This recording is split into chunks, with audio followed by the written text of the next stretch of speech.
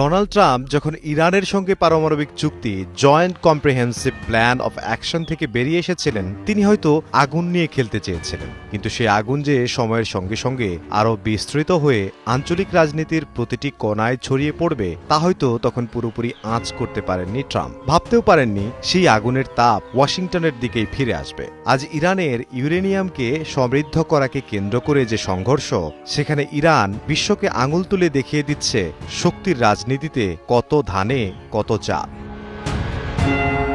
এরই মধ্যে ইরান হুমকির সুরে আমেরিকাকে বলেই ফেলেছে যুদ্ধের দ্বিতীয় পর্বে চমক অপেক্ষা করছে।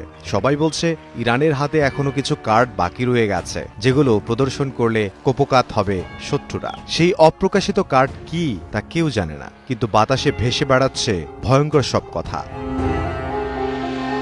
ইরানের ইউরেনিয়াম